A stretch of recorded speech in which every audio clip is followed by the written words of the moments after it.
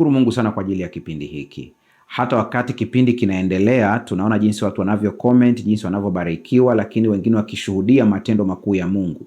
Na wewe pia ninakutia moyo ya kwamba wakati kipindi kinaendelea, unaweza ukatuma ujumbe wako live hapo kwenye chatting room kwa wale ambao wanafuatilia kwa njia ya YouTube, lakini wengine ukatuma message ya ushuhuda wako, kile ambacho Mungu amekutendea. Unavyoendelea kushuhudia, unaendelea kuongeza nguvu kubwa sana ya ushindi upande wako. Maana moja ya silaha kubwa ambayo tumepewa kama wacha Mungu ya ushindi ni kushuhudia. Tunaendelea na sehemu ya pili ya somo letu ambalo tumeangalia Jumatano iliyopita, vita ya kimya kimya, mwongozo wa kina wa Kikristo. Tutaangalia leo sehemu ya pili. Leo tutakuwa tunaangalia sehemu muhimu sana ambayo inaongelea juu ya tiba au namna ya kudhibiti ule unafiki na uongo wa shetani. Utafanyaje katika maisha yako, kwa sababu kile unachokitenda lazima kuna nguvu imekusukuma kufanya hivyo. Hebu tuombe. Baba yetu Mungu mtakatifu, leo tena tunaomba uwepo wako kama ulivyokuwa nasi Jumatano iliyopita, ukawe nasi tena katika Jumatano hii. Kila ambaye analisikia neno lako leo akaguswe kwa namna isiyo ya kawaida, akapate kuelewa, lakini neno hili likawe ni nguvu na uhai na mbegu ndani yake. Kwa Kristo Yesu tumeomba na kuamini, amen. Unakumbuka tulianza mwanzoni katika mtiririko huu, tulianza na Waefeso sura ya 3 fungu la 20. Tukaeleza kwa kina background yake, jinsi ilivyokuwa na mji wa Efeso ulivyo. Na kwenye somo ambalo limepita Jumatano iliyopita, tukaangalia Waefeso sura ile ya 6 fungu la 12, ambapo Mtume Paulo anatuelezea kwamba vita yetu sio damu na nyama. Kwa hiyo usije ukaanza kuona jirani yako ndiye adui yako, ukaona sui nani pale kanisani ndiye adui yako, ukaona bosi wako ndiye adui yako. Tazama hii vita katika sura ya kiroho, ndipo utaweza kupigana kwa njia iliyo sahihi. Kwa hiyo hili lizingatie sana katika maisha yako. Na kwenye kitabu cha Waefeso ile sura ya 6 anaeleza pia kuna silaha ambazo inatakiwa muumini aweze kuzivaa ili aweze kushinda. Sasa wale ambao wamefuatilia vizuri katika masomo yaliyopita, kuna sentensi kadhaa natamani kuzirudia leo ili tujengee hapo, alafu tuendelee katika somo la siku hii ya leo. Angalia slide yako hapo ambayo unafuatilia kwa njia ya television, lakini mwingine ambaye hufuatilia kwa njia ya television utanisikiliza tu. Ukweli uliofichika ni kwamba uwanja mkuu wa vita hii ni fikra zako, the mind. Hapa ndipo mahali ambapo hila za shetani hupandikizwa na kukuzwa. Hila hizi haziji kama mishale inayoonekana kwa macho au mashambulizi ya kimwili. Zinakuja kimya kimya kama mawazo, mashaka na hofu. Unaona, tuliangalia vita kimya kimya, ndio ilikuwa mada yetu kuu. Kwa tukaona ya kwamba hii vita inapokuja haiji moja kwa moja pop, inakuja kimya kimya. Inakuja kimya kimya kiasi kwamba hata huwezi kushtuka haraka. Huwezi kujua ya kwamba hii vita sasa ndio imeingia. Nikatoa mfano wa yule mtu ambaye alihitaji kununua nyumba na akakataliwa, lakini hakununua nyumba, alikuja kununua msumari tu. Ule msumari ndio ukasababisha mpaka akawa ni mtawala wa ile nyumba kabisa. Na shetani anakuja kwa wazo moja dogo, taratibu taratibu. Hili wazo likishaingia na likakubalika kidogo, linaanza kujipanua.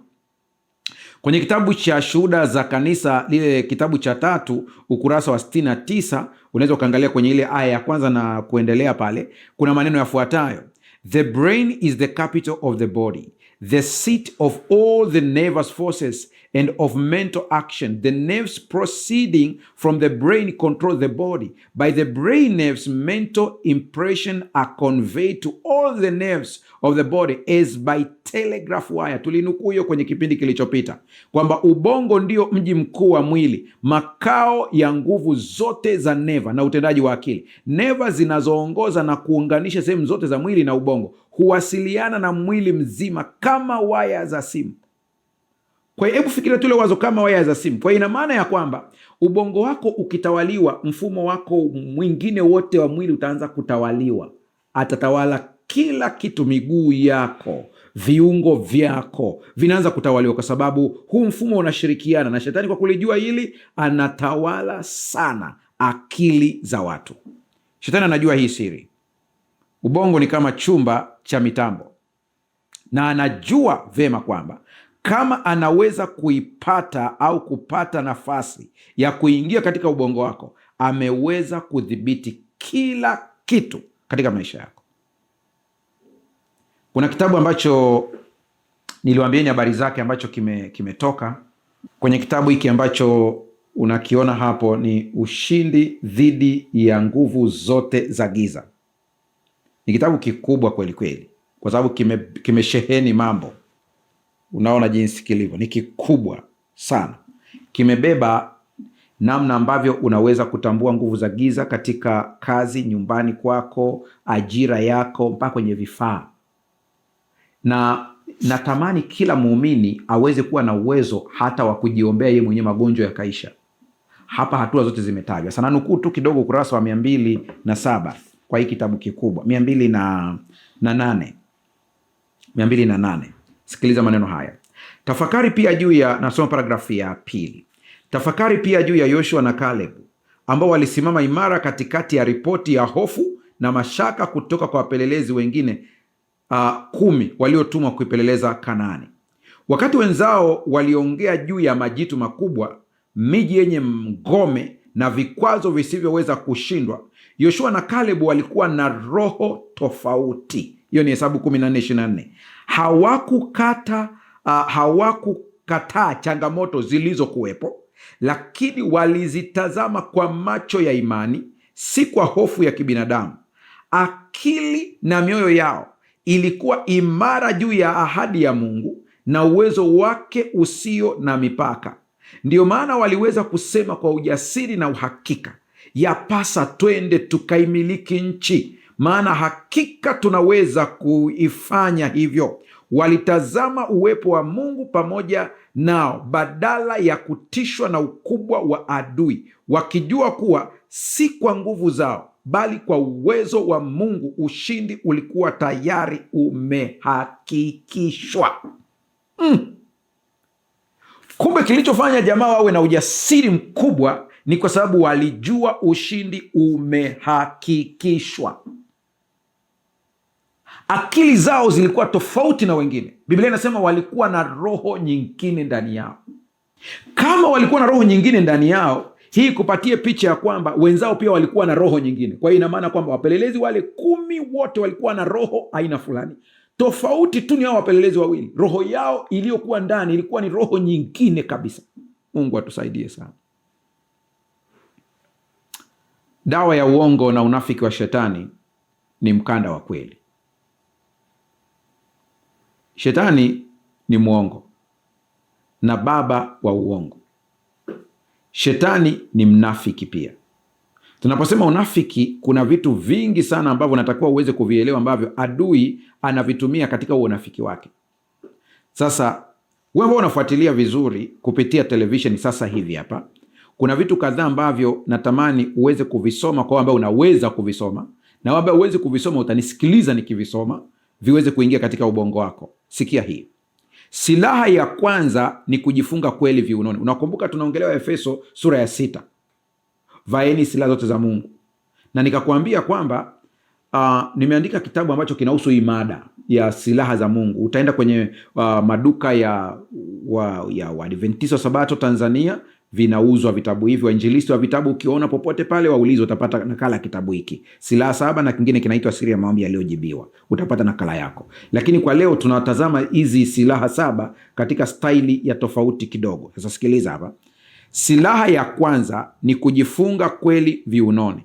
Katika mavazi ya askari wa Kirumi, mkanda haukuwa mapambo ya urembo. Ulikuwa kifaa cha msingi kilichoshikilia silaha nyingine zote, ikiwemo upanga na kuzuia nguo ndefu, ile kanzu, zisimwangushe askari wakati wa kukimbia au kupigana. Kwa kuna vitu vya kuzingatia hapa. Mkanda unaweza ukaona kama kitu cha kawaida tu. Siku hizi watu wanavaa mikanda kama vile ni urembo, ni fashion, kitu kama hicho. Lakini kwa mujibu wa Biblia anaposema kwamba tuweze kuvaa kweli kiunoni, ambao ni kama mkanda, lazima tupate picha ya askari wa Kirumi alikuwaje. Askari wa Kirumi alikuwa anavaa mkanda. Mkanda ulikuwa unashikilia upanga wake. Mkanda ulikuwa unashikilia nguo yake isidondoke. Kwa unaona jinsi mkanda ulivyo na umuhimu mkubwa. Unaweza ukajiuliza kwa nini Biblia inataja mkanda kama silaha? Kwa nini kama silaha? Ni kama silaha kwa sababu unazuia nguo isianguke. Nguo isianguke kwa sababu gani? Utakapoona silaha nyingine huko mbele ambayo utazisema, mojawapo ya silaha ambayo imetajwa huko mbele ni haki ya Kristo, ambayo ni kama vazi. Kwa mtu ambaye hajui, hana ukweli, haki ya Kristo itadondoka, atakuwa uchi, atakuwa hajavaa nguo kiroho. Nimesema kiroho. Sasa basi, kweli inakusaidia kushikilia haki ya Kristo, lakini kweli kiunoni inakusaidia kushikilia upanga ambao ni neno. Kwa hiyo upanga unahifadhiwa hapa. Saa ya mashambulio inapokuja, unatoa ule upanga wako, unashambulia adui. Huwezi kuweka upanga mbali na mwili wako. Huwezi kuweka upanga chini. Adui atakapokuja anaweza akaukamata ule upanga pale chini, akautumia upanga huo kushambulia wewe. Lakini upanga unapokaa kwenye mwili wako na umeshikiliwa na mkanda, una ujasiri mkubwa sana. Kwa cha kwanza kabisa, ili kudhibiti uongo na unafiki wa shetani, lazima uweze kuvaa silaha ya kwanza ambayo ni kweli kiunoni. Bila mkanda, askari alikuwa mlegevu. Bila mkanda, askari alikosa kujiamini. Bila mkanda, askari alikuwa anashindwa kutumia vizuri silaha zake, kwa sababu silaha zimetawanyika. Mpaka uende ukachukue mkanda uweze upanga uweze kuja, ilikuwa inamchanganya askari kabisa. Sikia rafiki yangu, unanifuatilia vizuri, Mungu akusaidie uweze kulimeza hili na uweze kulitumia katika maisha yako ya kiroho. Shetani anaitwa baba wa uongo. Silaha yake kuu ya kimkakati si nguvu za kimabavu, bali ni udanganyifu. Hawezi kukuua kwa kukutazama, lakini anaweza kukuua kwa kukudanganya kwa sauti ndogo, akisema ugonjwa huu hauna tiba, Mungu amekuacha, au dhambi hii ndogo haitaonekana. Ndizo gia zake ambazo anatumia nazo. Hizi ni gia. Kwa hiyo kumbuka kwamba hawezi kukuua akikuangalia tu hivi. Yaani laiti watu wa Mungu wangelijua huu kweli, ungewasaidia sana. Usingeliogopa wachawi, usingeliogopa majini, usingeogopa chochote, kwa sababu hakuna anayeweza kukuua, kwa vile uhai wako umefichwa katika Kristo Yesu. Ila shetani anachofanya, anakujaza uongo, anakujaza vitisho, anakujaza vitu vyote. Wale ambao wamefuatilia, tuliongelea kwamba kule Uingereza kuna watafiti ambao wanafanya uchunguzi kwamba ni kitu gani hiki ambacho kinaweza kumponya mtu bila dawa, mwenye saratani hatua ya 4, kwa kuto kuamini tu kwamba saratani haipo. Maana yake ni nini? Kwa kuamini ya kwamba amepona tayari. Tafiti zipo, endeleni kuziangalia mitandaoni. Imewashangaza watafiti wa sayansi. Huko nyuma sayansi ilikuwa haiamini nguvu ya imani, lakini leo wameanza kusema lazima tuchunguze kuna nini kinachoendelea hapa. Ninaongea na mtu ambaye unanifuatilia sasa hivi, uko kitandani, shetani amekuambia kwamba ugonjwa wako huo wewe hutainuka kitandani. Na mimi nataka nikwambie, mtu hataishi kwa mkate tu, bali kwa kila neno litokalo katika kinywa cha Mungu. Hicho ndicho maandiko yanasema. Kuvaa mkanda wa kweli maana yake ni kuishi kwa uwazi. Huna vitu vya kificho wewe, ni kuishi kwa uaminifu, ni kuishi kwa uadilifu, ni kutambua ukweli kama ulivyo. Sikia, niongee na watu ambao mko kazini, nisikilize vizuri. Mtu yeyote asikudanganye hata kidogo. Mtu ambaye anaishi kwa uadilifu, kwa integrity, mtu ambaye anapata pesa zake kwa uhalali, zina baraka kuliko mtu ambaye ana kona za wizi, anaibia shirika, anaibia serikali. Unaweza ukajiona umefanikiwa kwa wakati huo, lakini kiuhalisia ni kwamba yale mafanikio ni mafanikio ya muda mdogo sana na hayana raha. Bado mchungaji, sijakuelewa. Milioni 20 za Kitanzania ulizozipata kwa njia isiyo halali zina stress kuliko 500,000 uliopata kwa uhalali, ina amani ndani yake. Huo ndio ukweli. Kwa mtu ambaye ni mwadilifu, ni mwadilifu tu. Najua hata hivi ninavyoongea ninasikilizwa na baadhi ya watu ambao mmepewa kukalia viti vya kufanya maamuzi katika serikali mbalimbali duniani. Niseme hili sasa kwa sababu ninaongea na marafiki zangu wanaoongea lugha ya Kiswahili, Kenya, Tanzania, Uganda, Rwanda, Kongo na kwingineko. Mgogoro mkubwa mnaouona wa masuala ya maadili Hata sasa hivi kule Tanzania tuna wizara ambayo inahusika na masuala ya maadili peke yake. Ni vizuri, ni jambo jema sana, lakini changamoto kubwa ambayo ninatamani viongozi walioko madarakani walifikirie hili kwa kina zaidi, kama kweli tuko serious na swala la maadili huko mbele. Tuanzishe syllabus kabisa ambayo inazungumzia maadili, na hii syllabus tunao wasomi wazuri waanze kutengeneza, ambayo watoto wetu wanajifunza maadili wakiwa nasari. Wapande na hiki kitu, kwa sababu kwa muda watoto wakiwa wadogo ndio muda wa kutengeneza, kuufinyanga ubongo jinsi unavyotaka. Kwa hiyo unaendelea na hii silabasi yetu, wanafundishwa kwa masuala ya kulipa kodi, uaminifu katika masuala ya kodi. Unaanzia nasari, wanajua kabisa tangu nasari kwamba ukipata kipato lazima ulipe kodi, na kodi inaenda kufanya hivi, na wanaanza kukua nayo. Ile silabasi ipelekwe, sio ya kukatisha hapo katikati, hapana. Inatoka nasari, tunahakisha nasari zote zinafundisha hiki kitu. Tukitoka hapo tunaingia primary, tunahakisha primary zote zinafundisha hicho kitu kwa level ya primary. Tunaenda secondary, wote wanafundisha hiki kitu kwa level ya primary, ya secondary. Mpaka tunafika chuo, hii course inakuwa sio general course, inakuwa ni course ambayo lazima huyu mtu aweze kuisoma. Awe anasoma education, awe anasoma theology, awe anasoma accounts, awe anasoma, wote waweze kusoma hii course ya maadili. Iko pale, ndipo kesho mniambie tuna kitu kinaitwa maadili ya viongozi wa umma, mimi nitakuelewa. Haiwezekani ukaweka kitu cha maadili baadaye na ulipa kodi. Mpaka TAKUKURU Tanzania tunao. Samahani kwa kutumia TAKUKURU kwa sababu ni Mtanzania, lakini najua kwamba Kenya mna ya kwenu, Uganda mna ya kwenu, wanaodhibiti masuala ya rushwa. Huyu mtu ukichunguza vizuri huko nyuma huko, mitihani yake alifaulu kwa vibomu, alafu ndo namwambia akakamata. Kwa usije ukashangaa taasisi za kuzuia rushwa zenyewe zinapokea rushwa pia. Kwa usije ukashangaa, mfumo ni tangu kule chini. Kwa hiyo usitarajie kumtengeneza mtu katika utu uzima. Labda ampokee Yesu Kristo kuwa Bwana na Mwokozi wa maisha yake, ndiye ambadilishe. Mungu atusaidie sana. Kwa hiyo shetani anajaza uongo taratibu kwa sababu yeye ni baba wa uongo. Baba wa uongo. Najua kuna watu wameteseka sana ambao wananisikiliza sasa hivi kwa sababu ya integrity, uadilifu wenu kazini. Ilifikia kiwango kwa sababu wanakujua msimamo wako katika masuala ya kimaadili, walikutungia skendo ili tu uweze kutoka, ukatengenezewa habari mbaya, ukachafuliwa, character assassination, kwa sababu ya uadilifu wako. Siku hizi kwa sababu kuna AI, huenda hata wakaunda matukio yakaaminika kwamba ni ya kweli. Nina habari njema kwako. Mungu wa mbinguni anajua ulichofanyiwa. Hata kama umefukuzwa kazi, usihuzunike, shangilia, furahia, malipo yanakuja. Na wengine si habari ya mbinguni tu, ninawaambieni malipo yenu yatakuwa hapa hapa duniani. Bwana atawatendea. Hakuna haki inayoweza kupotea. Hicho kitu hakipo. Unapojua ukweli wa neno la Mungu na kuishi maisha yasiyo na siri za giza, hauyumbishwi na hisia wala vitisho vya adui. Unasimama imara kama askari aliyejifunga mkanda tayari kwa lolote. Mchungaji, unamaanisha nini hapa siri za giza? Iko hivi. Katika huduma ya maombezi nimeona kwa macho kabisa. Tulikuwa tunamuombea mtu mmoja pale Dar es Salaam miaka mingi iliyopita. Tuko na wazee wa kanisa. Tukaomba. Mimi kwa kanuni ambayo naipenda, na wewe pia nakushauri uweze kuichukua, usipende sana kusikiliza kauli za mashetani wakati wa kuombea na kukemea pepo, kwa sababu shetani ni mwongo na baba wa huo. Kwa hiyo hata wakati tunaomba pale, yule pepo akaanza kusema, mchungaji, mimi ninaondoka, lakini nitahakikisha nikiondoka hapa, kwa sababu mimi sina pa kwenda, nitaingia kwa mmojawapo wa hao ulionao hapo.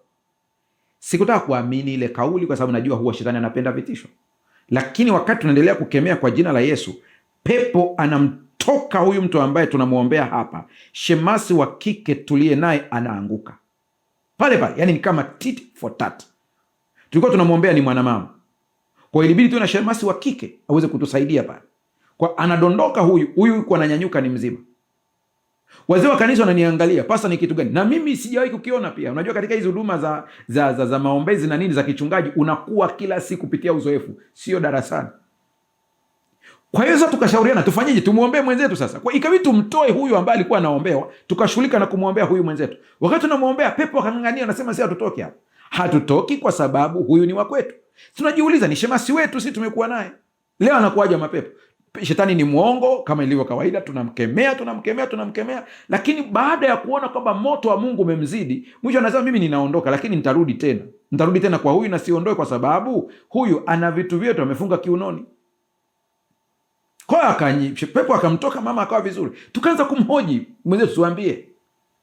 Akaanza kung'atang'ata maneno. Tukamchukua shemasi mwingine wa kike, nenda kamkague mwenzako. Anaenda kumkagua, kweli ana hirizi kiunoni. Tunaanza kumuuliza, inakuwaje unahudumu kanisani na bado una jambo la giza katika mwili wako? Anakwambia, mama yangu alinipa hii, aliniambia napokuja huku mjini kuna mengi, kwa hiyo hii itanilinda. Na narudia sentensi yangu uweze kuelewa, ambayo tumeisoma pale kwenye slide yetu. Kwa wale mnaangalia kwa njia ya television, sikiliza vizuri. Unapojua ukweli wa neno la Mungu na kuishi maisha yasiyo na siri za giza, hauyumbishwi na hisia wala vitisho vya adui. Unasimama imara kama askari aliyejifunga mkanda, tayari kwa lolote. Sikia neno tayari kwa lolote, kwamba akija nitakuwa na upanga, nitakuwa na hiki, nitamshughulikia. Huwezi kuwa na wasiwasi wowote. Mungu atusaidie sana. Na hii ina maana ya kwamba wewe simama ukijua ukweli ya kwamba wewe ni mtoto wa Mungu. Mtoto wa Mungu unalindwa. Kitabu cha Petro kinasema mnalindwa kwa nguvu za Mungu hata mpate wokovu. Sasa ukijua kwamba unalindwa, kwa nini uanze kuogopa vitisho vya shetani ambavyo anakuletea?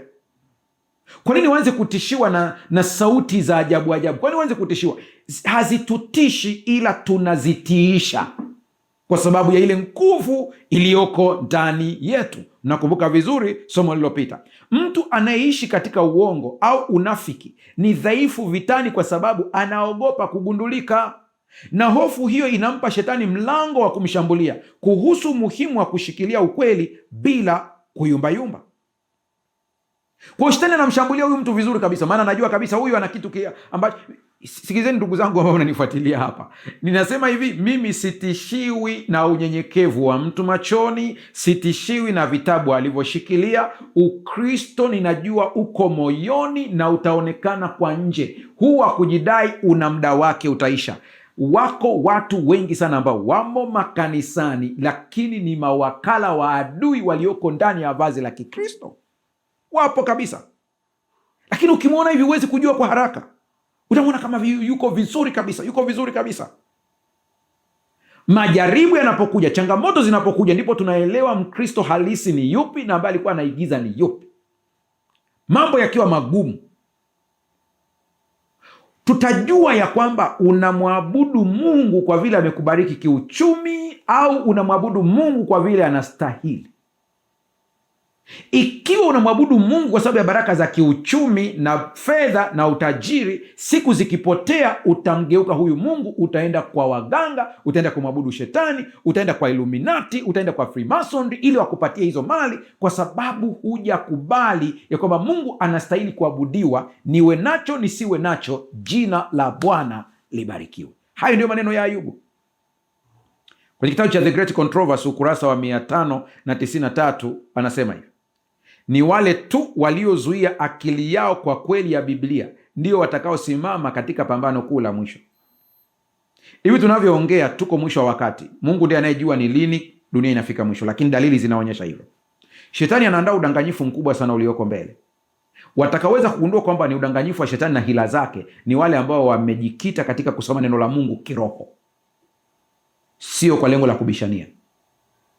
Hawa ndio ambao wanaweza wakaelewa vizuri kabisa. Hii kitabu cha The Great Controversy, na shauri kila mmoja aweze kuwa na nakala yake. Ukisome vizuri, kimefichua siri nyingi mle ndani za siku za mwisho. Sio hoja ya manabii wa uongo, sio Wakristo wa uongo, vyote viko mle ndani. Soma vizuri. Ni wale tu waliozuia au waliolinda akili yao kwa ukweli ya Biblia ndio watakaosimama katika pambano kuu la mwisho. Kuna vituko vinafanyika leo duniani kwa sababu watu hawana mkanda wa kweli katika viuno vyao. Unaona makundi kwa makundi ya Wakristo wamedanganywa. Kule Afrika Kusini tuliona kuna mchungaji analisha watu majani, wanaambiwa ni majani ya upako. Tumeona watu wanalishwa mpaka mafuta ya petroli kule Afrika Kusini. Kuna vituko vingi. Umeona kuna watu wengine wanaombewa wanakaliwa. Unajiuliza, huyu mtu hasomi Biblia yake akaelewa? Kwa sababu hakuna mkanda wa kweli, anaingia katika mitego ya shetani. Waefeso 6:14 anasema, basi simameni hali mmejifunga kweli viunoni na kuvaa dirii ya haki kifuani. Dirii ya haki nitaiongelea baadaye, lakini kweli viunoni ndio kitu cha msingi sana. Yohana 8:32 anasema nanyi mtaijua kweli na hiyo kweli itawaweka huru.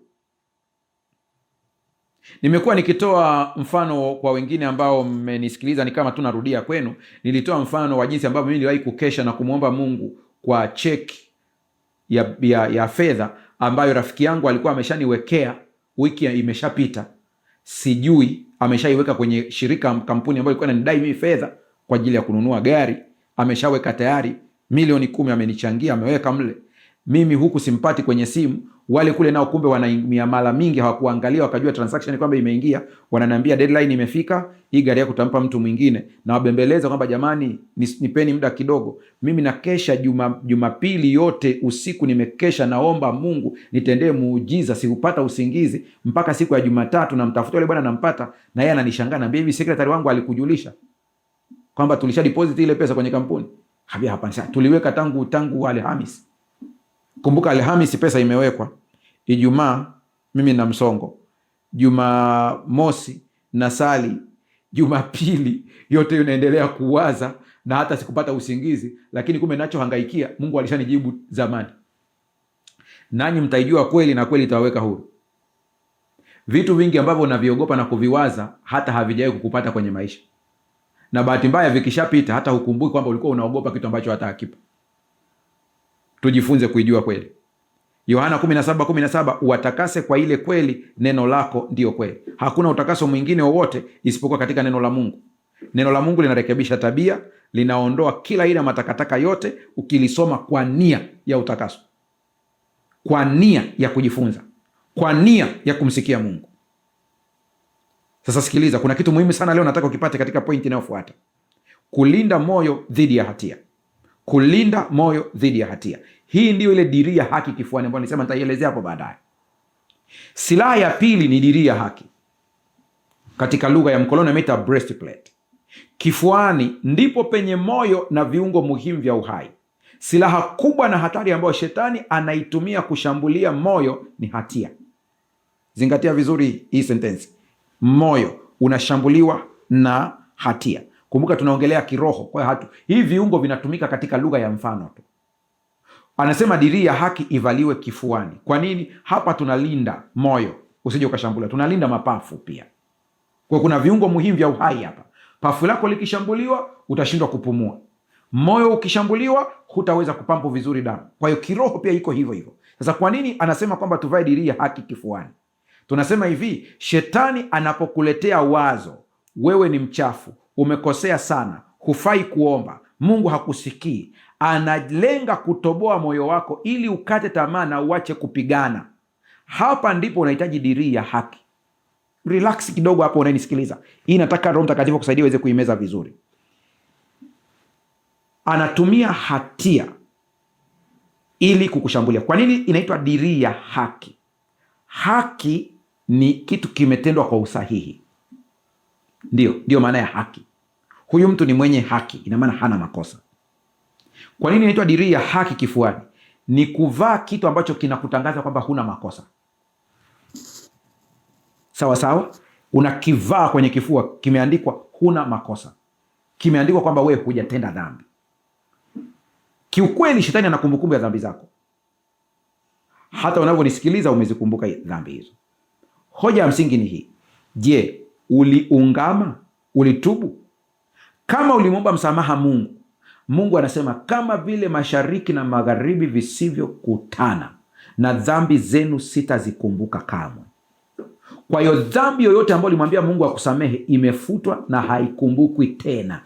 Wewe ndiye ambaye unaikumbuka bado. Kwa hiyo shetani anajua udhaifu wako ya kwamba unakumbuka hivi vitu. Ndio maana anatumia hatia kutoboa moyo na mapafu yako ya rohoni. Kwa hiyo anatumia lugha zifuatazo. Hii ni mfano tu wa lugha ambazo anazitumia. Shetani anapokuletea wazo, wewe ni mchafu, umekosea sana, hufai kuomba, Mungu hakusikii, analenga kutoboa moyo wako ili ukate tamaa na uache kupigana. Unaanza kunielewa sasa? Mnakumbuka wakati niko kanisa la Magomeni, Dar es Salaam, kule nyumbani Tanzania. Nikawa tena kanisa la Mwenge wakati fulani. Nilikuwa nafundisha mambo kama haya. Nikawaambia vijana, kwa sababu ninajua uhalisia wa vijana. Mimi nawapenda vijana sana, na nikiona vijana wamekuja kanisani najisikia furaha sana. Natamani vijana wetu watiwe moyo kuja kanisani. Nikamwambia vijana, kuna uwezekano mkubwa siku ya Ijumaa ulikuwa club, ukanywa pombe.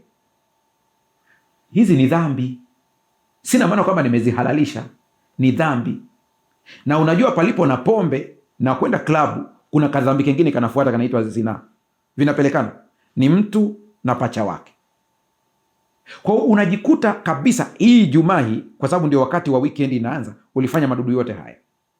Alafu asubuhi unapoamka una hangover ya pombe.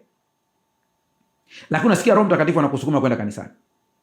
Shetani atatumia silaha yake ya hatia, kwamba jana ulikuwa club, jana ulikunywa pombe, jana ulikuwa na wanawake. Alafu anakwambia leo unaenda kanisani ukiwa mchafu. Wewe ni mchafu.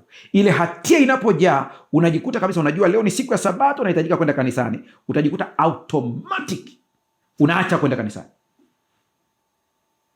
Siongelea habari ya Jumamosi peke yake, naongelea siku katikati za wiki. Kuna maombi ya kawaida, kuna mikutano inaendelea katikati. Inawezekana ikawa ni siku ya Jumatano, inawezekana ikawa ni siku ya Alhamisi, inawezekana ikawa ni siku ya Jumapili, inawezekana ni siku ya Jumatatu. Kuna utaratibu wa ibada kanisani kwenu. Shetani atatumia hiyo hatia kukufanya usiende, maana anajua katika kuabudu anashambuliwa. Anajua katika kuabudu ndipo utapewa ule ushindi wa ile dhambi inayokutesa. Nami nikawaambia watu pote nilipoenda, vijana, usiache kwenda kanisani kwa sababu unajisikia hatia. Usiache kuomba kwa sababu unajisikia ni mwenye dhambi. Ndiyo, shetani huo ni mshale wake, anataka apige kwenye moyo. Usikubali.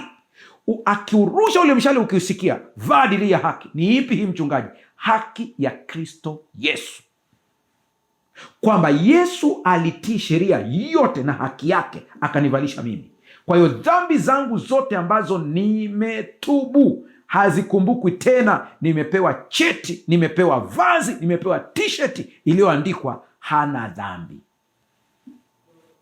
Mungu atusaidie sana tuweze kuelewa hii. Dirii ya haki ni muhimu sana. Sikiliza rafiki yangu, haki hii si matendo yako mema ambayo ni kama nguo chafu mbele za Mungu, bali ni haki ya Kristo iliyohesabiwa kwako.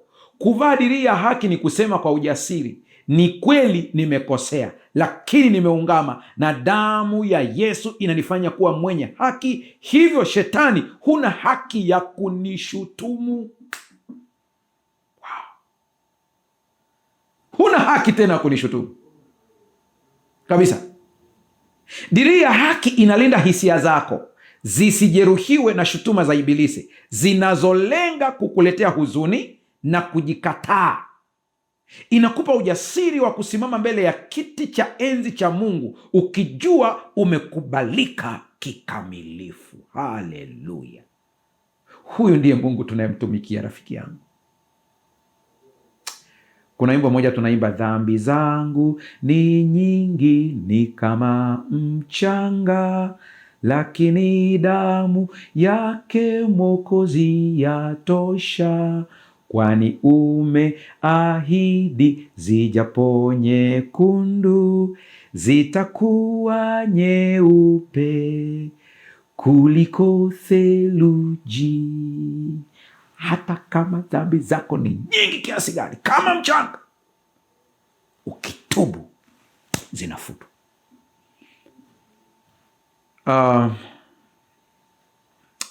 Bila silaha hii utaishi kwa kujihukumu, self condemnation, na utashindwa kupigana kwa sababu askari aliyejeruhiwa moyo hawezi kushika upanga wala kusonga mbele.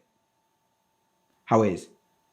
Kitabu cha Steps to Christ ukurasa wa 62 paragrafu ya 2 anasema, hatuna haki yetu wenyewe ambayo kwayo tunaweza kukidhi matakwa ya sheria ya Mungu, lakini Kristo ametufungulia njia ya kutokea. Aliishi duniani katikati ya majaribu na vishawishi kama vile tunavyopaswa kuishi. Aliishi maisha yasiyo na dhambi, alikufa kwa ajili yetu, na sasa anajitolea kuzichukua dhambi zetu na kutupa sisi haki yake. Steps to Christ ukurasa wa 62. Kumbe ni ya kwake Yesu hii haki amenipa mimi. Ndio, ni ya kwake. Ngoja nikwambie kitu. Nilikuwa nasafiri kutoka Uholanzi ninaelekea Marekani kwenye ndege ya KLM, sitasahau. Nilikuwa daraja la uchumi, niko pale nimetulia zangu. Basi wakati kumbe tunapanda, kuna mfanyabiashara mmoja maarufu sana kutoka nchini Kenya, anafuatilia sana Mahubiri TV. Yeye alikuwa daraja la biashara. Kwa wakati tunaingia, tulipita pale kwenye daraja la biashara, tukaenda na mabegi yetu wengine, tukaenda kule kwenye uchumi, daraja la uchumi la Wapare. Niko kule nimetulia, ndege imeshaenda vizuri kabisa. Wale watu wa daraja la biashara wanaheshimiwa sana. Akaja mhudumu akanambia, samahani, wewe ndio unaitwa Pastor David Mbaga? Nikamwambia ndio. Akanambia, basi tunakuomba uje, kuna mtu ana shida nawe pale mbele. Basi yule mhudumu akanichukua mpaka daraja la biashara. Kufika nikakuta daraja la biashara ni zuri, tuseme ukweli, ni zuri, linavutia. Nikamkuta jamaa amekaa pale, akaniambia jina lake. Hata leo kabla ya kurusha kipindi ibidi nimtumie ujumbe, akamwambia nataka kutumia kile kisa chako uniruhusu. Akaniruhusu, lakini nisimtaje jina. Akaniambia, ni mimi nakutafuta mchungaji. Mimi nasali kanisa la PCA. Wakenya wanajua sana haya makanisa. Akaniambia, mimi sio msabato, lakini nakufuatilia sana mahubiri yako, yamenibariki. Na kuna wakati nilipitia changamoto kubwa sana ambayo nilikuwa nakaribia kutoa uhai, lakini nilipita lile vuguvugu nikawa vizuri kabisa. Mchungaji, nataka tu nikuambie, kazi unayofanya unaweza usijue inagusa watu kiasi gani. Basi nikamshukuru pale. Akaniambia, kwa hiyo ndivyo kuita hapa ni kwamba mimi nahitaji kwenda kukaa daraja lako la uchumi, wewe ukae daraja la biashara.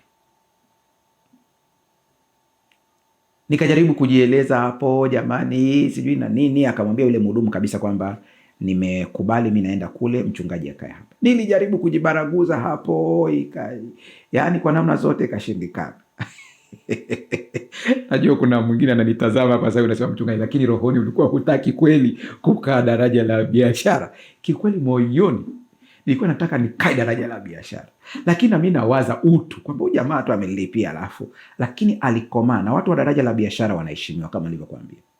Kwa hiyo akaondoka kaenda kukaa kwangu kwenye kiti nilichokuwa nimekaa. Kiti nilichokuwa nimekaa ni cha katikati. Kwenye vile viti vya ndege kuna ile sehemu ambao wana 1, 2, 3. Mimi niko pale katikati. Lakini kiukweli hata kile cha katikati nilikipata tu kwa shida, sio style ya. Mimi kwenye ndege siku zote napenda kukaa dirishani. Maana napenda mawingu sana. Kwa napenda kuangalia mawingu vizuri, safari, napenda sana dirishani. Yule bwana akaenda kukaa pale katikati ambapo huku kuna mtu na huku kuna mtu. Mimi nikakaa daraja la biashara. Mpaka tunafika. Ndipo nikaanza kuona raha ya daraja la biashara. Vyakula vyake na nini, kila kitu kiko vizuri, nikaenjoy. Sikulipia daraja la biashara. Ile nimepewa na yule mtu. Sikiliza nikwambie, katika ulimwengu wa kiroho, unapompokea Kristo Yesu kuwa Bwana na Mwokozi wa maisha yako, anachukua dhambi zako, anakupeleka daraja la biashara, sio la uchumi. Haleluya. Tatizo ni ukiwa daraja la biashara alafu na mawazo ya uchumi. Hapo ndipo shida ilipo. Kwamba uko daraja la biashara lakini una mawazo ya uchumi. Hata mimi nilipoenda daraja langu lile, nilikuwa na mawazo ya uchumi. Kwa kuna fursa nyingi nilikuwa natakiwa nizipate pale. Na yule bwana naona kama alinigundua. Maana kama baada ya dakika 40 akaja akaniambia, bwana mchungaji, ukiwa hapa relax, haki zako ni hizi na hizo, unataka upate hiki upate hiki upate, kuwa na shida yote sema. Mimi na mawazo yangu ya uchumi.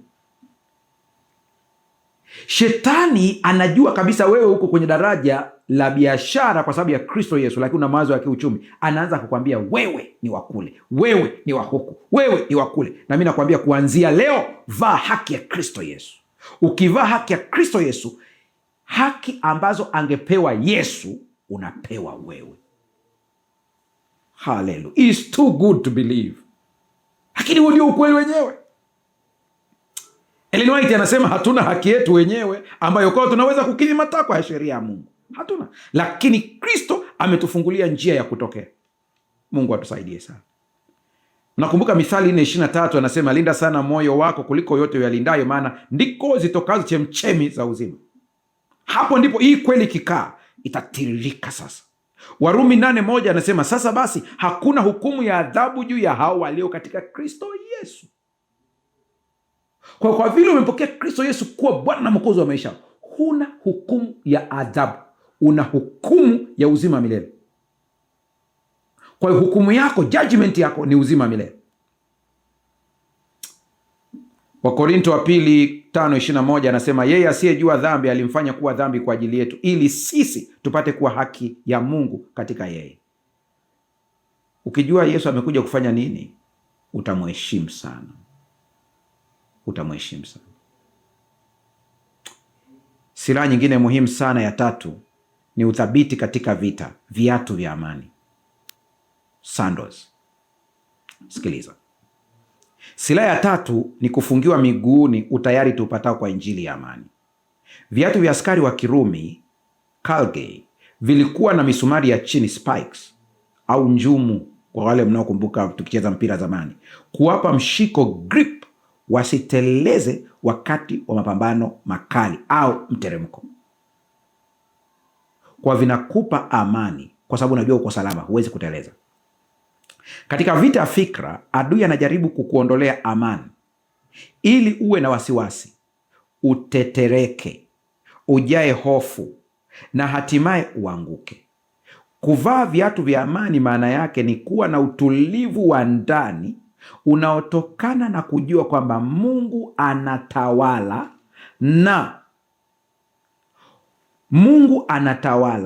na upatanishwe naye bila kujali dhoruba iliyo nje. Injili inatupa amani ipitayo akili zote, ambayo ni msingi imara wa kusimama. Mchungaji, hapo sijakuelewa. Nataka nikueleweshe vizuri. Yesu alikuwa ndani ya boti. Upepo mkali ulikuwa unavuma, lakini alikuwa amelala. Waliokuwa na stress ni akina nani? Ni wanafunzi wake. Wanahangaika, maji yanaingia, wanahangaika. Wakaenda kumwamsha, Bwana, tunaangamia.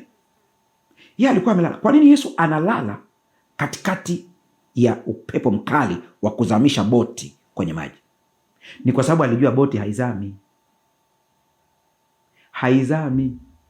Kuna mission inatakiwa ifanye, na boti haiwezi kuzama mpaka amalize mission yeye. Lakini cha pili, hawa wanafunzi pia nao wana misheni yao ya kusambaza injili duniani kote.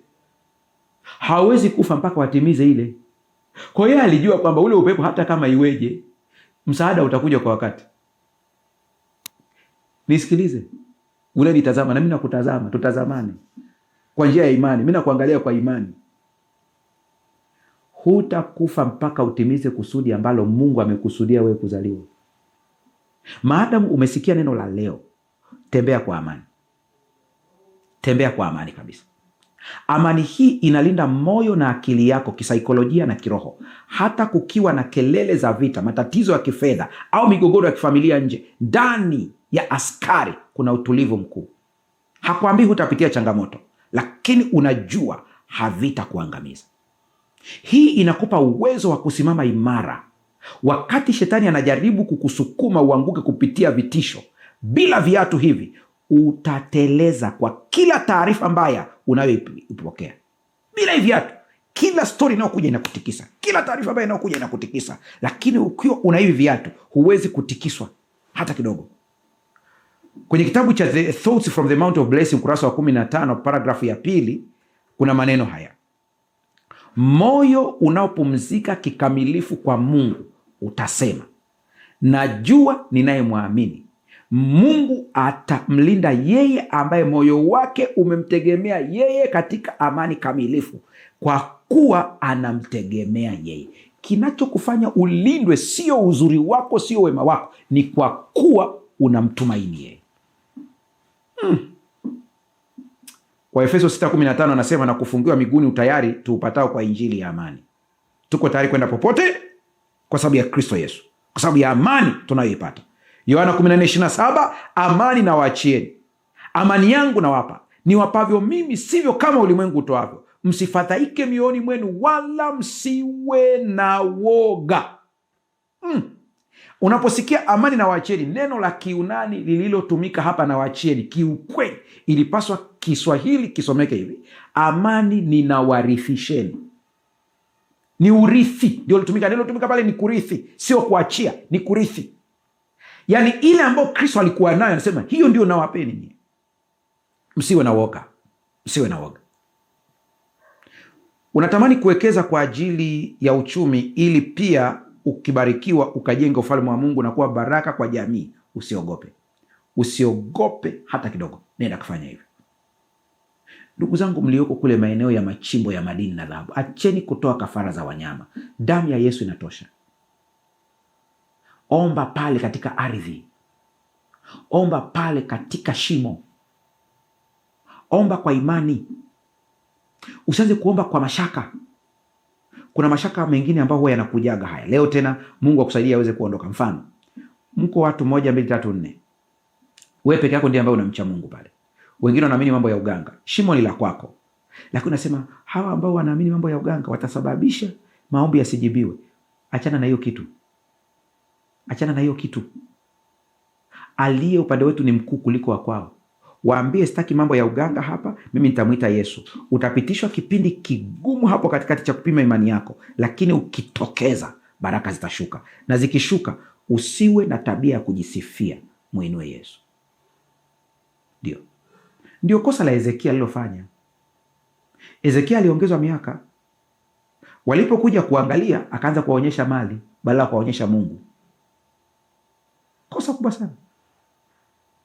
Mungu atusaidie sana. Kitabu cha Isaya sura ya 26 fungu la 3 anasema, utamlinda yeye ambaye moyo wake umekutegemea katika amani kamilifu, kwa kuwa anakutumaini. Lakini rafiki yangu, kuna kitu kinaitwa imani ya kuzima mishale. Kuzima mishale ya moto. Hii nataka pia uipate vizuri, maana inakuja kwa ghafla. Mshale umekuja, mshale umekuja, mshale umekuja. Kuna vimaneno vinaweza kuja mpaka vikakukosesha amani kabisa ikapotea. Silaha ya 4 ya muhimu sana ni ngao ya imani. Paulo anasema kwamba nirudie tena hiyo. Silaha ya 4 na ya muhimu sana ni ngao ya imani. Paulo anasema, kwayo mtaweza kuizima mishale yote ya moto ya yule mwovu. Mishale ya moto ilikuwa mishale iliyochovywa kwenye lami na kuwashwa moto kabla ya kurushwa. Lengo lilikuwa ni kusababisha hofu na kuunguza. Kwa hiyo kuna saa adui anarusha mshale mpaka unakutisha kabisa. Ukisikia hiyo habari inakutikisa kabisa kabisa. Sikiliza, katika ulimwengu wa roho hili ni nini? Haya ni mawazo mabaya yanayokuja ghafla na kwa kasi. Uko katikati ya maombi, ghafla wazo la matusi linaingia akilini. Uko kazini, ghafla hofu ya kifo au ajali inakupata. Kazi ya ngao ya imani ni kuizima kabla haijaingia mwilini na kuleta madhara. Imani inafanya kazi kama kizuizi. Beria inasema, ninalikataa wazo hili, si langu na halina nafasi hapa, kwa sababu Mungu amesema tofauti. Imani si hisia, ni msimamo thabiti juu ya kile Mungu ambacho amesema. Kadri unavyolisoma neno la Mungu na kuliamini, ndivyo ngao yako inavyozidi kuwa kubwa na imara kuzuia mashambulizi. Usitembee bila ngao. Mishale ya adui haina ratiba na kupiga pale usipotarajia. Itakupiga pale usipotarajia. Hakikisha ngao ya imani unakuwa nayo. Zungumza imani na utakuwa na imani. Usiruhusu wingu moja au neno moja la shaka lije na kuzuia mwanga wa Yesu. Ikiwa utaongelea giza, utavuna giza. Hicho ni kitabu cha Testimonies for the Church, volume ya 7, ukurasa wa 204. Narudia tena hii ikae. Zungumza imani na utakuwa na imani. Usiruhusu wingu moja au neno moja la shaka lije kuzuia mwanga wa Yesu. Ikiwa utaongelea giza, utavuna giza. Nafikiri mpaka sasa hivi umejua kwa nini kuna baadhi ya mambo yanakupata. mdomo wako. Waefeso 6:16 inasema, zaidi ya yote mkitwaa ngao ya imani, ambayo kwa hiyo mtaweza kuizima mishale yote ya moto ya mwovu. Waebrania 11:1 unaikumbuka vizuri. Basi imani ni kuwa na hakika ya mambo yatarajiwayo, ni bayana ya mambo yasiyoonekana. Wengi tunatikiswa kiimani kwa sababu tunataka tudili na mambo yanayoonekana, mpaka uone kabisa uvimbe umeondoka, ndipo unaamini umepona. Hiyo sio imani. Imani ni kuona uvimbe umeisha, lakini ukishika katika mwili bado upo. Hiyo imani itaondoa uvimbe. Zaburi 28:7, Bwana ni nguvu zangu na ngao yangu, moyo wangu umemtumaini, nami nimesaidiwa. Kwa hiyo moyo wangu unashangilia, na kwa wimbo wangu nitamshukuru. Rafiki yangu, kabla hatujafika mwisho, nataka uelewe kitu kinaitwa chapeo ya wokovu, ambayo hii inalinda utambulisho wako. Kulinda utambulisho wako, silaha ya 5 ni chapeo ya wokovu. Chapeo inalinda kichwa, ni kama helmet. Kichwa ndipo penye kituo cha utambulisho, identity na maamuzi. Ukimpiga askari kichwani, anapoteza fahamu na hajijui yeye ni nani wala yuko upande gani wa vita. Vita kubwa ya shetani ni kukusahaulisha wewe ni nani ndani ya Kristo. Kwa hakikisha ya kwamba wokovu inakuwa ni kitu cha kwanza katika maisha yako. Anataka ujione mtumwa mwenye dhambi na aliyeshindwa. Kuvaa chapeo ya wokovu ni kuwa na uhakika usiotikisika kwamba nimeokolewa, mimi ni mwana wa Mungu na nina urithi wa mbinguni. Ikiwa huna uhakika wa wokovu wako, shetani atachezea akili yako kila siku kwa mashaka. Kitabu cha Messages to Young People, ukurasa wa 73, paragrafu ya kwanza, kuna maneno haya: akili lazima itunzwe na kuadibishwa. Kupambana na majaribu na kudumu katika vita ni lazima iwe na kusudi moja, kumtumikia Mungu. Uwezo wote wa akili unapaswa kuwekwa chini ya udhibiti wa Mungu. Mungu atusaidie sana. Chapeo ya wokovu. Ndipo utakuja upanga wa Mungu, upanga wa Roho ambao ni neno la Mungu. Hii ndiyo silaha pekee ya kushambulia katika orodha hii, neno la Mungu. Yesu alitumia silaha hii jangwani kikamilifu. Shetani alipomjia na majaribu yenye mantiki na hisia, Yesu hakujibizana naye kwa akili ya kibinadamu wala hisia za njaa alizokuwa nazo. Alichomoa upanga wa Roho kwa kusema, imeandikwa. Kwa hiyo shetani atakuletea mambo yote, lakini hakikisha ya kwamba unachomoa upanga wa imeandikwa. Neno la Mungu li hai tena likali, lina ukali kuliko upanga wote ukatao kuwili. Ila usahau, sala ni mawasiliano na Mungu wakati wote. Askari aliyevaa silaha zote kuanzia kichwani hadi miguuni, lakini hana pumzi wala nguvu, hawezi kupigana, atakuwa sanamu tu. Sala ndiyo pumzi ya vita. Paulo anamalizia orodha ya silaha kwa kusema, kwa sala zote na maombi mkisali kila wakati katika Roho. Silaha za Mungu ni nzito na vita ni kali, zinahitaji nguvu za Roho Mtakatifu ili kuzibeba na kuzitumia. Kumbuka anasema kusali katika Roho au kuomba katika Roho. Sikiliza, sala inafanya kazi mbili kuu za kimkakati. Kwanza ni activator, inawasha mitambo inayotia uhai silaha zako, na pili ni logistic, mawasiliano na kamanda. Upanga wa Roho unakuwa mkali zaidi pale unaponolewa kwenye jiwe la maombi ya dhati. Usiache kuomba kabisa, usiache kuomba. Kila muda uwe ni mtu wa maombi. Hasa kabla ya kufunga, nataka tu nikusomea haraka kipima joto cha fikra. Mara nyingi hatujui tunawaza nini mpaka tuhisi vibaya mwilini au rohoni. Unajuaje kwamba ngome ya adui imepandwa akilini mwako bila we kujua? Jibu liko kwenye hisia, emotions. Hisia zako ni mtumishi wa mawazo au ni watumishi wa mawazo.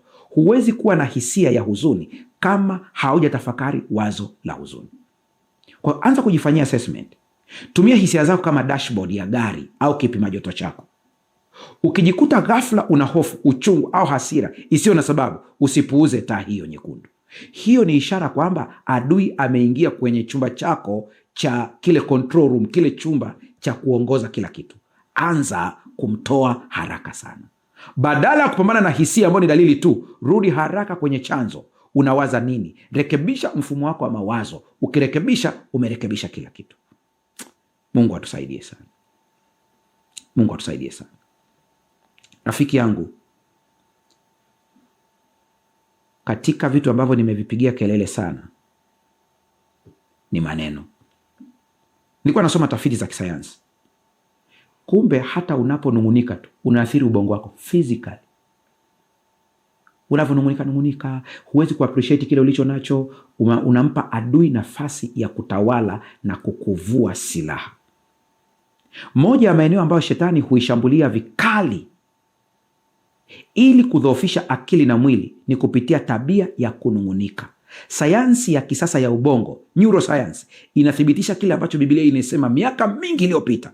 Kunung'unika kunadhoofisha ubongo wako kifizikia, physically. Unaporudia kuhukumu watu wengine, kukosoa na kukaza macho kile kilichoharibika, unazifundisha neva zako njia hiyo hiyo tena na tena. Unakuwa na jicho la giza linaloona mabaya tu, na hivyo unajifungia milango ya baraka na suluhisho. Kumbe hata kuwasema watu vibaya unajiathiri we mwenyewe, ila ukijifunza kusema mema ya watu unajijenga we mwenyewe. Wakati huo mtazamo hasi, chronic negativity, hudhoofisha sehemu muhimu ya ubongo inayoitwa prefrontal cortex, gamba la mbele la ubongo. Sehemu hii inahusika na uwazi, umakini, udhibiti wa hisia na kutatua matatizo. Ikiwa utaendelea kunung'unika, uwezo wako wa kufikiri unakuwa wa kukurupuka. Badilika kuanzia leo. Acha kunung'unika, usimpe shetani nafasi. Anza kuongelea vitu ambavyo Mungu ametenda. Hata mambo ya wengine yakija mabaya, usikubali kuyakazi hayo. Kibinadamu kuna saa utajikuta umeongea mabaya ya watu, baada ya hapo tubu. Tunaingia kwenye maombi sasa. Endelea kutuma maombi yako unayefuatilia kwa njia ya YouTube. Endelea kutuma maombi yako unayefuatilia kwa njia ya television. Lakini leo tumegundua ya kwamba silaha za Mungu zinatutosha. Haki ya Kristo. Miguuni unavaa injili ya amani. Upanga neno la Mungu. Jifunze kujitamkia mema. Acha kunung'unika. Acha kusema watu wengine mabaya. Badilika kuanzia leo. Mikosi yote uliojiletea kwa matamshi, kwa mawazo, kwa matendo, leo unaoshwa kwa damu ya Yesu. Na kuachia dakika moja, endelea kutubu na kuungama. Mwambie Mungu kile ambacho unajua Roho Mtakatifu anakufunulia kwamba kilileta madhara na kumpa adui nafasi. Omba kimoyo moyo sasa.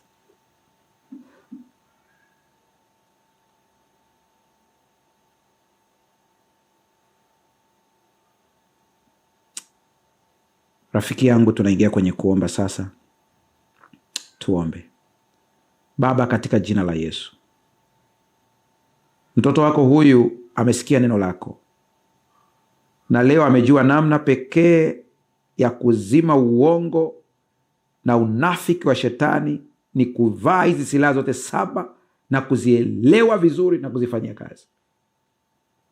Tumejiletea madhara wenyewe kwa kuacha kubeba upanga neno. Tumejiletea madhara wenyewe kwa kushindwa kufunga kweli kiunoni. Tumejiletea madhara wenyewe kwa kushindwa kuitambua haki ya Kristo katika kifua ili iweze kuzuia mishale yote inayokuja kushambulia moyo. Tumeshindwa hata kuelewa wokovu ya kwamba si tumeokolewa tayari tuliompokea Kristo Yesu, tukatembea katika hatia. Leo tunapoungama yote haya, ninakusihi kila haki ambayo ni ya Kristo ikawe kwa mtoto wako anayesikiliza sasa. Baraka ya uchumi, uponyaji, ushindi wa dhambi, nguvu za kusonga mbele, hekima na maarifa ya Kikristo yakaingie ndani ya mtoto wako sasa, kwa kuwa yeye amenunuliwa kwa damu ya Yesu Kristo. Kila aina ya nguvu mbaya, nguvu za pepo wachafu, nguvu zote za mawakala, kwa jina la Yesu na waamuru muondoke na kumwachia mtoto wa Mungu anayesikiliza neno leo. Naomba baraka kwa ajili ya biashara zao. Naomba baraka kwa ajili ya kazi na kule ofisini. Kila mmoja wakapate kumbariki. Wagonjwa wakapokea kufunguliwa kwao. Kwa jina la Yesu Kristo tumeomba na kuamini. Amen.